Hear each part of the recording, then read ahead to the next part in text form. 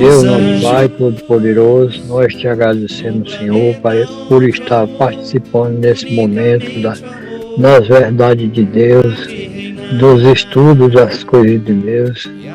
Somos muito gratos por isso. E também peço aos irmãos desencarnados que quiserem acompanhar nosso raciocínio. Nós estamos aqui estudando as leis de Deus, as coisas de Deus. Os irmãos desencarnados que quiserem acompanhar nós é com um grande prazer. E nós encarnados somos poucos médios aqui, mas estamos com toda disposição, com toda boa vontade e com toda fé. Então, vou pedir um irmão para ler e nós vamos comentar. E essa é a nossa proposta. Então, vamos dar início à nossa reunião de hoje. Que assim seja. Estudando esse livro aqui, Momentos de Meditação, de Joana de Ângeles, e psicografia de Valdo Pereira Franco. Na semana passada, dia 26 de agosto, nós estudamos capítulo 6, Ciência de Bem Viver. E teve vários itens, né, que nós lemos aqui nos... Ó, o senhor Maurício chegou. Boa noite, Baixa Novo, Francisca. Boa noite, Maurício. Então, nós temos esses dois slides que eles têm a ver com a ciência do bem viver, que é o capítulo 6. Esse aqui nós já lemos na semana passada. Só vou ler para a gente lembrar. A ilusão fascina, mas se desvanece. A posse agrada, porém se transfere de mãos. O poder apaixona, entretanto, transita de pessoa. O prazer alegra, todavia, é efêmero. A glória terrestre exalta e desaparece. O triunfador de hoje passa mais tarde vencido. Aí, continuando. A carência aturde, porém um dia se preenche. A debilidade orgânica deprime, todavia liberta da paixão. O silêncio que entristece leva à meditação que felicita. A submissão aflige, entretanto engrandece e enrija o caráter. O fracasso espezinha, ao mesmo tempo que ensina o homem a conquistar-se. Esses foram os dois últimos que nós vimos. Aí, para terminar esse capítulo, tem mais um slide apenas, né? Seria de hoje, 2 de setembro. O senhor quer fazer algum comentário desses dois que nós passamos? Ou já vamos direto para esse de hoje? Antes, pode passar para frente. Todas as situações no mundo sensorial passam, mudam de posição e de forma. Então, todas as situações do mundo sensorial passam. Todas as situações nossas aqui, elas passam. Elas mudam, né? A essência da realidade, porém, permanece sempre a mesma. Então, a parte mais externa passa. A essência permanece. Nada é definitivo na aparência. Apenas o que tem valor intrínseco e duradouro. Quem espontaneamente se abstém dos sentidos e das exterioridades, sem mágoa nem frustração, encontrou a ciência do bem viver. Eu acho que esse finalzinho aqui é uma conclusão muito legal, né? Porque no começo mostra que o mundo aparente, sensório, ele muda toda hora. A essência é a que fica, né? É a realidade. Porque a essência é o que é real, o que nós temos de verdade. E mostra aí que nada é definitivo, né? Que tudo muda. As coisas que na aparência tudo muda. E só os valores internos, interiores, que eles continuam. E nesse último parágrafo, ele resume, né? Quem espontaneamente se abstém dos sentidos e das exterioridades, sem mágoa nem frustração, encontrou ciência de bem viver. Então nós buscarmos o sentido mais intrínseco das coisas, né? Mas buscar mais a essência, evitando a questão mais do sentido da exterioridade, mas o interior, né? Aí quem fixar, já procurou buscar essa parte mais interior da essência, esse sim já encontrou ciência do bem viver. E é interessante a gente analisar, porque muitas vezes a gente fica falando assim, que Deus que a gente está estudando as obras para a gente ser bom para os outros. Na verdade, nada é para os outros. Por que é importante a ciência do bem viver? É para a nossa própria felicidade, não é a felicidade do outro. É interessante analisar isso. A gente sempre vem falando, a questão do perdão, por exemplo. A gente tem dificuldade de perdoar. Por que a gente tem dificuldade de perdoar? Porque a gente imagina que o perdão é para o outro. Então,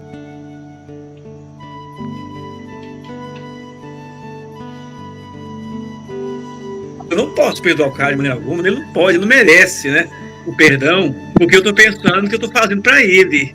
Mas o dia que eu me conscientizar que o perdão não é para ele, é para mim, porque é uma forma de eu procurar me libertar, então acho que quando nós aprendemos isso, que é mais fácil perdoar. E lembrar que aprender a viver bem não é viver bem para agradar a Jesus, não é viver bem para agradar a Deus, não é viver bem para agradar os bons espíritos, mas viver bem para que nós possamos ser felizes, nós mesmos ser felizes. Então, quando a gente passa a viver bem com a gente mesmo, com o próximo, a gente alcança a felicidade. Era isso.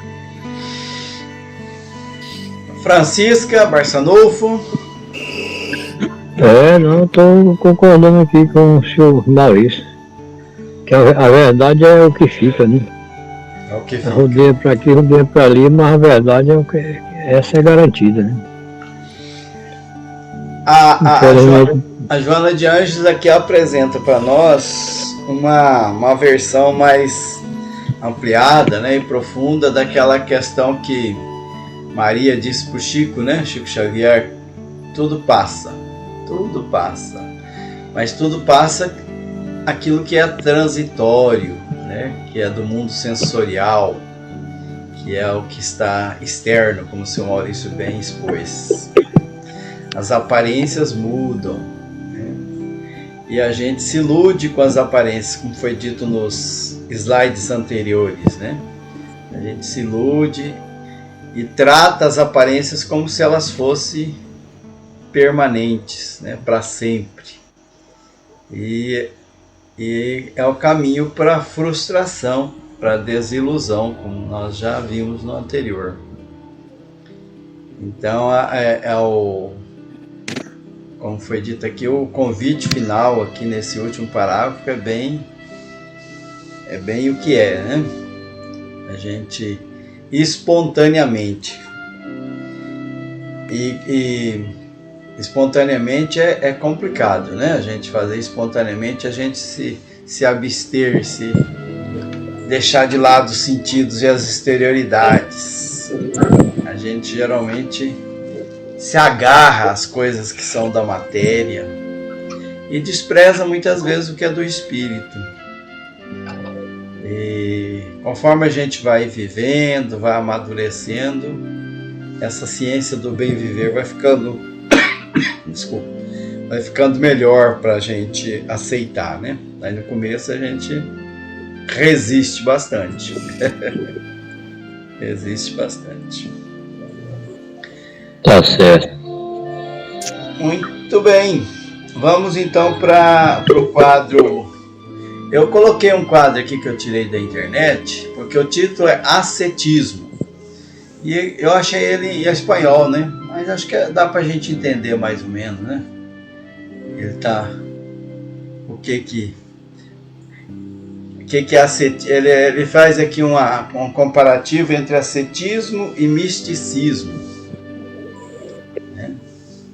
Então aqui a essência de um e de outro. A essência do ascetismo e a essência do misticismo. Ascetismo é uma forma de viver, uma forma de vida. E o misticismo é a experiência que a gente vive, é místico. A origem do ascetismo os treinamentos, né, do atletismo militar, e o misticismo é natural e espiritual. O objetivo do ascetismo é controlar os impulsos e instintos, controlar. Controle, né? Aquela coisa assim fechada. A gente fala em militar, né? A gente fala em ordens, né? Em hierarquia, em aceitar ordens. E já o misticismo é a união com Deus, né? Aproximação de Deus. O ascetismo é para todo mundo, e já o misticismo ele é reservado a poucos, porque poucos escolhem essa vivência mais espiritualizada, né, mais mística. E o ascetismo não cabe às visões de êxtase, né? É uma coisa mais voltada para as questões da matéria mesmo, né? Daquela coisa mais objetiva. E já o misticismo, ele está na consciência, né? A viagem interior para adquirir a plenitude. Não sei se eu traduzi bem, seu Maurício. O senhor que é mais ligado ao espanhol? É isso aí mesmo. Muito bom. Muito bem. Então agora nós vamos falar do ascetismo pela Joana de Ângeles. Né? Pela Joana de Ângeles. Esse é o primeiro quadro. O senhor quer fazer ele? Pode ser. Existem pessoas que, a pretexto de buscarem a paz espiritual, odeiam o mundo, literalmente, e se entregam a uma vida de desprezo a tudo e todos, num ascetismo fanático, longe da lógica e da razão. Isso é interessante, porque acho que as igrejas usavam muito isso, né? A pessoa, para buscar a paz do espírito, se distanciava do mundo. Se isola do mundo e não tinha nenhuma ligação com as pessoas. Coloca assim, odeia o mundo, né? Estrega uma vida de desprezo a tudo e a todos. Porque aí, aquele fanatismo total acha que naquele isolamento vai conseguir se ligar a Deus. E nós sabemos que o Cristo já veio e nos mostrou que não é bem assim. Eu perdi aqui não sei se é... Não está aparecendo? Apareceu de novo para mim, que eu mexendo aqui, já tá. voltou. Então, se usava muito isso, achando que isolando o mundo estava quente com Deus. E nós vemos, por meio do Cristo, que é a união com o outro, com o próximo, que nós vamos ser agradar, como diz, ser agradáveis a Deus, né? Não é isolando da sociedade, mas sim trabalhando pela sociedade. E aqui continua, né? Algumas pessoas, no caso, né? Embora nos mereçam respeito pelo esforço e intenção, não passam de personalidades psicopatas que se entregam a mecanismos de fuga sob pretextos de que se lhes tornam fundamentais. Ela foi bem forte aqui, né? Foi. Que elas chamam de personalidade psicopata. Psicopata não é xingamento, não. Psicopata é doente, né? Doença da mente. Que às vezes a gente acha que psicopata é o tipo de xingamento, tá xingando de louco e tudo mais, mas que é uma doença, né? Então a pessoa está doente ali naquele momento ali, ele está doente. Quando ele procura esse mecanismo de fuga de tudo e de todos. Aí elas pretendem a felicidade espiritual através da mortificação física e creem que no recolhimento pessoal, o isolamento conseguirão a morte do ego. Lembra que acontecia de muitos quando tinha um desejo que se julgava que não é um desejo bom, aí eles pegavam as varas, o chicote, e eles mesmos davam chicotada em si, né? Então usavam muito isso, as pessoas que é muito ligadas a essa forma de isolamento e para evitar os erros, aí pegava e dava chicotada e muito chicotada em si mesmo para poder livrar daquele mal que eles estavam achando como mal, sendo que isso não vai adiantar, porque mortificar o corpo não é o que vai elevar o espírito, né? Propõem-se e entregam-se à inação como meta de vida, na expectativa de uma paz que é inoperância, anulação do ser. Aí eles entregam, então a inação é inatividade, né? É não fazer nada, a quietude, a não busca de nenhuma ação, e achando que isso vai levar a vida. Então, por exemplo, acontece muito nessas casas que, como é que chama, de padres, de freiras, como é que chama? Os mosteiros, né? Eu estava lembrando mosteiros, justamente os mosteiros, né? Que eles ficavam ali entregue à inação. Fazia nada, apenas ali, orando, escondido, sem fazer nada, achando que isso aí ia fazer com que ele adquirisse paz. Mas a paz, ela veio pelo trabalho. O Espiritismo veio mostrar esse outro lado, né? Que a nossa caminhada a Deus, caminhada em rumo à nossa paz interior, é pelo trabalho. Só isso. Muito bem. Então olha a questão, né, da lógica aí, né, do primeiro, odeio o mundo. A gente ouve isso aí, odeio o mundo. A gente acha estranho, mas a lógica o mundo está perdido, né? As pessoas são desonestas, são cruéis, alguns são preguiçosos, tem muito aproveitador, tem muitas pessoas isso e aquilo, e eu quero me espiritualizar, então eu vou me santificar. O que eu faço? Caio fora desse mundo, né? Ou lá para o meio do mato, ou vou no mosteiro, como o seu Maurício citou, e daí eu vou me santificar, vou me purificar. Essa que é a ideia, né, do ascetismo. Ascetismo fanático. A gente vai cair fora. E por isso que ela diz, né? Embora nos mereça o respeito, o esforço e a intenção, que é a ignorância. A intenção é de se ficar puro, né? Se purificar. E daí chega lá onde ela se isola, se vem pensamentos impuros, né, que eles consideram impuro, por exemplo, desejos impuros, seja na área da sexualidade, da alimentação, qualquer outro desejo, eles se mortificam, quer dizer, eles bate o chicote, né, até sangrar muitas vezes, né? Ele mesmo bate o chicote nas costas, sangrando.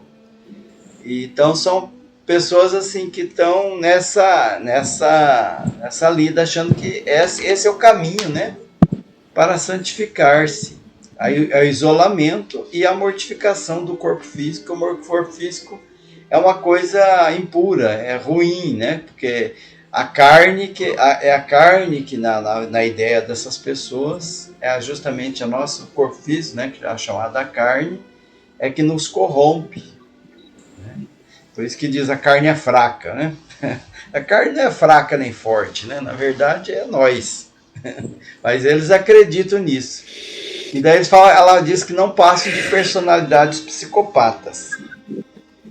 O psicopata, só para ilustrar, o psicopata é aquela pessoa que ela não tem emoções. Ela é indiferente, tanto a dor quanto a emoção oposta, né? De euforia, alegria e tal, né? Do outro, ela não sente emoção. Para ela, aquilo é indiferente.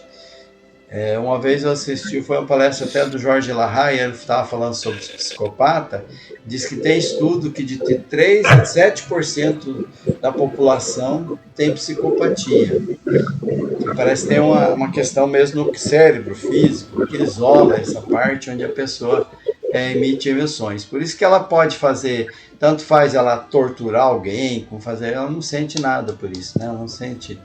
Seja essa pessoa estranha ou familiar, ela não tem. Então, o psicopata ele não é bom nem mal. Ele simplesmente não tem sentimento. Agora, se ele é provocado, ou ele mesmo sente essa necessidade de ir para o lado mal, da crueldade, ele é bastante cruel porque ele não tem sentimento. Ele não se emociona, não sensibiliza pela dor do outro. Então, ela faz essa referência dizendo que são pessoas, né, que acreditam que a felicidade espiritual está pela mortificação. Então, são pessoas assim que elas têm um sentimento dentro delas assim de culpa, talvez, né, muito grande. Por isso que ela quer se isolar, porque talvez elas já falharam, não sei, né, em outras vidas, e agora ela quer conseguir matar o ego. O ego porque é o ego que está fazendo ela ter esses desejos que não são bons, né? E aí ela esclarece aqui que esse caminho, né, é o caminho daquele que não produz nada, né, nem para si mesmo. Ele se isola, se mortifica. O que ele traz de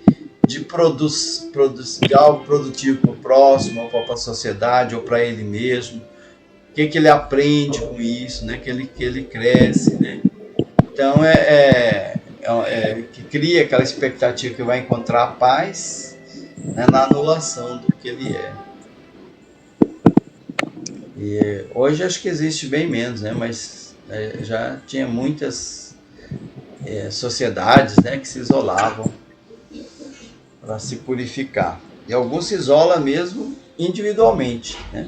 Vai pro meio do mato, em algum lugar aí, fala isolado do mundo, o mundo está perdido. E daí ele se perde. Mais comentários ou vamos para frente? Tá bom, para frente. Né? Vamos para frente? Vamos nessa. Quero fazer a leitura desse, Marcelo, você está com dificuldade de ler? Vamos ver aqui se eu consigo.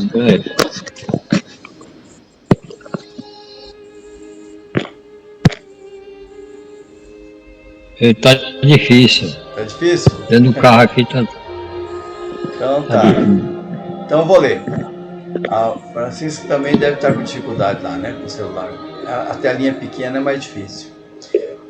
O espírito reencarna para evoluir e jamais para estagnar. A reencarnação é processo de iluminação pelo trabalho, pela transformação moral. Renascimento significa oportunidade de crescimento pelo amor e pela sabedoria. Quem se isola reserva-se a negação da vida e o desrespeito a Deus, embora sob a justificativa de buscá-lo. Em toda a criação vibram em uníssono as notas ritmadas da ação, que gera o progresso, e do movimento que responde pela ordem universal. Inatividade e água estagnada guardam os miasmas da morte. Ela chama atenção aqui, né? Por que nós estamos reencarnando aqui? Qual a nossa meta? Qual o nosso objetivo, né? Por que nós reencarnamos? Para aprender, para evoluir, não para ficar parado. E o isolamento, ele faz a gente parar. A gente não cresce no isolamento. O convívio social é que nos motiva ao aprendizado, até nos equívocos que cometemos, né? A gente, aliás, principalmente nos equívocos, né?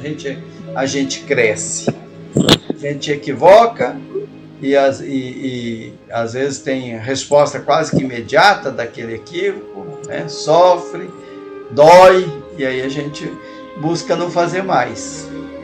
Então a reencarnação, ela veio para isso, né? Para a gente se iluminar pelo trabalho, pela transformação moral. Então, a oportunidade que nós temos de crescer, aprender a amar e aprender mesmo, né? Até a sabedoria. Sabedoria é a consciência de que nós somos, né? Cada vez mais nós nos conscientizamos disso. O conhecimento para adquirir a consciência. E aquele que se isola, ele nega a vida. E ele diz aqui, desrespeita a Deus, né? Porque Deus nos criou para crescer. Embora essas pessoas querem buscar Deus nesse caminho, na verdade ele está desrespeitando a Deus. E aí ele lembra que o universo inteiro, né, toda a criação, ela se movimenta, ela não está parada. Dá o exemplo da água parada. A água parada, o que acontece? Apodrece, né? Morte. Ela parada, ela vem a morte. Gratidão. E se a gente for analisar, interessante, né? Quando fala aqui que toda criação, né? Em toda criação vibram em uníssono as notas ritmadas da ação, que gera progresso. É interessante a gente analisar tudo, você vê na natureza, não precisa só pensar na gente, não. Você vê os animais estão buscando se... Está observando a confecção do ninho lá no lote nosso lá, aí tem os passarinhos confeccionando o ninho.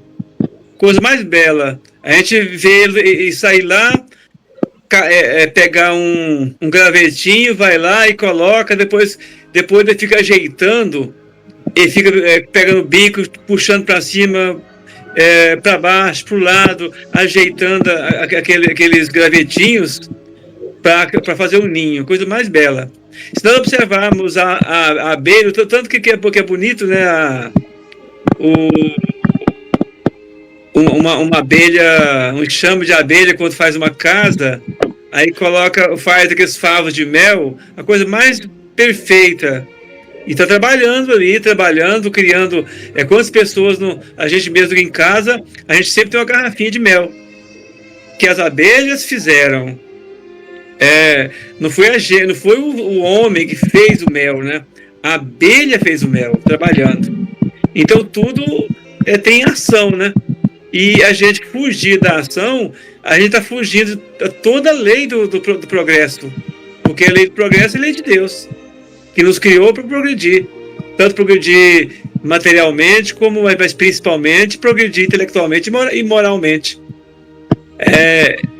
Aí quando a gente se isola, fugindo do convívio, então a gente está fugindo disso aí, como diz a autora, fala que mesmo sob a justificativa de buscar Deus, na verdade, está desrespeitando a Deus. Só isso. Barçanufo, Francisca, Opa. querem comentar? Não, também parecido. Seu Maurício, já é 20h32. Quer continuar ou vamos para a parte da radiação? Eu acho que ainda Dá pra fazer um, né? Assim, em uns 6 minutos a gente faz um, não faz? Esses dois, falta 2 para completar esse capítulo. Ele, na verdade, ele pode ser considerado um só, sabe? Porque ele tem só um pedacinho no slide final. Vou passar ele para o senhor ler. Então, e daí já passo o segundo já para ler também. Ah, tá. No célebre diálogo entre Krishna e Arjuna, responde o bem-aventurado ao jovem príncipe Pandava a respeito da ação na Bhagavad Gita, ou Gita, não sei. Quão vergonhosa a vida do homem que, vivendo neste mundo de ação, tenta abster-se da ação, que gozando o fruto da ação do mundo ativo, não coopera, mas vive em ociosidade. Aquele que, aproveitando a volta da roda em cada instante de sua vida, não quer pôr a mão à roda para ajudar a movê-la, é parasita e um ladrão que toma sem dar coisa alguma em troca. E prossegue. Sábio é, porém, aquele que cumpre bem os seus deveres e executa as obras que são para fazer-se no mundo, renunciando a seus frutos, concentrado na ciência do eu real. Jesus, o excelente mestre, viveu trabalhando e exaltando o valor da ação como meio de dignificação e paz. Dentro do mesmo enfoque, Allan Kardec estabeleceu a tríade do trabalho, solidariedade e tolerância, completando que só a caridade salva, por ser esta a ação do amor a serviço do homem e da humanidade. Então, esses dois slides, os últimos trechos, ele vem mostrando esse diálogo aí entre Krishna e Arjuna, mostrando aqui a importância do trabalho. Quando ele fala que começa assim, vã, quão vergonhosa, vã e muito vergonhosa, quer dizer, a vida do homem que, vivendo neste mundo de ação, tenta abster-se da ação. Olha, interessante o que ele diz, né? É vergonhoso, né? A ação de um homem que, vivendo neste mundo de ação, tenta fugir da ação. Tenta abster-se da ação é fugir da ação, viver na inação ou na ociosidade. E depois ele continua, que gozando o fruto da ação do mundo ativo, não coopera, mas vive em ociosidade.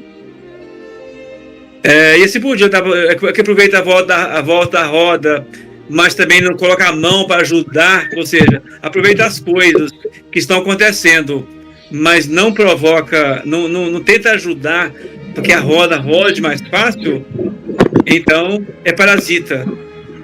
Aí o mesmo caso, e o ladrão que toma sem dar coisa alguma em troca. É como se fosse um ladrão, né? Que toma as coisas sem dar nada em troca. E é interessante quando a gente vê nós mesmos aqui na Terra, muitas vezes nós usamos as coisas que a natureza nos dá e não devolvemos nada. Então, se nós somos alimentados e se não fazemos nada em troca, como diz ali, somos como se fossem ladrões, né? Comendo às custas dos outros e à custa da própria natureza e não doamos nada para ela. Aí ele fala que no último descreve, sábio é, porém, aquele que cumpre bem os seus deveres e executa as obras que são para fazer no mundo, renunciando os seus frutos, concentrado na ciência do eu real. Pode passar para o outro. Acho que é. E aí ele mostra Jesus Cristo, né? O excelente mestre viveu trabalhando, exaltando o valor da ação como meio de dignificação e paz. Aí mostra Kardec, né? Kardec estabeleceu a tríade como trabalho, solidariedade e tolerância. E estabeleceu como a prática, melhor prática é a caridade, porque diz que esta caridade é a ação do amor a serviço do homem e da humanidade. Então, a maior ação é a caridade, ela completa aí. Pronto. Ok. Então, esses dois quadros lembram, né? Não só do asceta, né? Aquele que se isola, mas a gente pode trazer também, como o senhor mesmo disse, né? Aquele que aproveita das oportunidades para tirar vantagem e não dá nada em troca, né? Aqueles que nascem, às vezes, na opulência e só é o parasita da sociedade, né? O sanguessuga, só usa dos bens. Esses bens não trazem nenhuma melhoria para ninguém. É isso. Barçanufo, Francisco, querem comentar alguma coisa sobre esses dois quadros? Não? Não, Tô tranquilo. eu só ia falar assim que a caridade tem que ter sentimento, né? Porque se for uma caridade assim, tipo mecânica, é igual o computador, é igual o robô, né? Tem que ser, aliás, quem faz a caridade já tem sentimento, né? A maioria, né? Porque sem sentimento eu não vou saber se o outro tá, não deve estar precisando, inventa tanta coisa, sabe? Aí vai o sentimento. A pessoa que tem sentimento, ele vê Deus em tudo é coisa. É nas plantas, tudo ele agradece, sabe?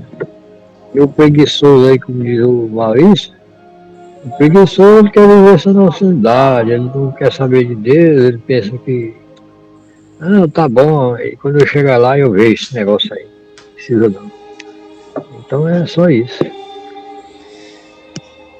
Muito bem. Na próxima, o capítulo 8, conhecimento para a ação.